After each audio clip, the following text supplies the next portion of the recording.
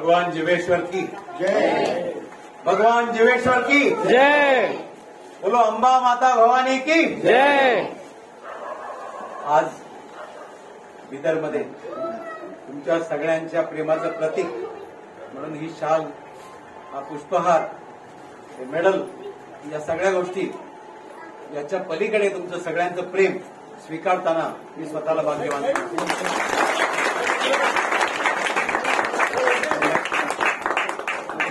प्रत्येक जण आपल्या आयुष्यात काही ना काहीतरी कष्ट करत असतो। स्वतःसाठी सगळेच कष्ट करतात, दुसऱ्यासाठी कष्ट करणाऱ्या माणसाचं केव्हा तरी कौतुक होतं आणि त्या पद्धतीने आपण माझं ज्या प्रेमाने कौतुक केलंय, ज्या आत्मीयतेने कौतुक केलंय, त्याने मी भारावून गेलोय। हे कौतुक मी नक्कीच घेऊन जातोय, पण केवळ सगळं घेऊन जाण्यासाठी मी इथे आलो नाही, मी इथे काहीतरी देण्यासाठी आलोय।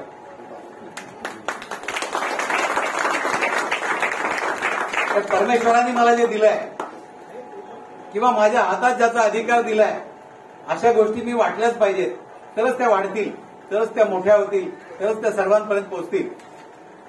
जीवेश्वर प्रतिष्ठान या संस्थेचा मी संस्थापक आणि आता कार्याध्यक्ष या नात्याने आपल्याला आनंदाने सांगू इच्छितो की आम्ही समाजामध्ये अभिनव असे कार्यक्रम घेतले।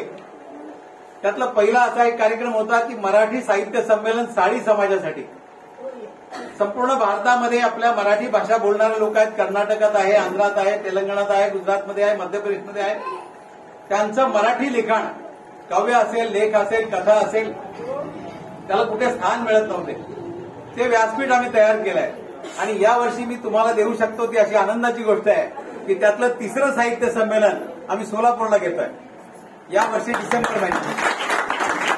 तुमच्या सगळ्यांसाठी सोलापूर जवळ आहे, सोलापूर आत्मीयतेचं आहे आणि तुमच्यापैकी जे कोणी साहित्यिक असतील, कवी असतील किंवा रसिक असतील, ते सगळे त्या साहित्य संमेलनाला येऊ शकता आणि त्याचा लाभ घेऊ शकता।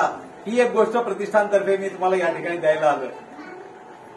दुसरी गोष्ट या ठिकाणी देण्यासारखी अशी आहे की जीवेश्वर समाचार या मासिकातून भारतभर आपल्या साळी समाजात काय घटना घडतात त्या लोकांपर्यंत पोहोचवण्याचं काम केलं जातं।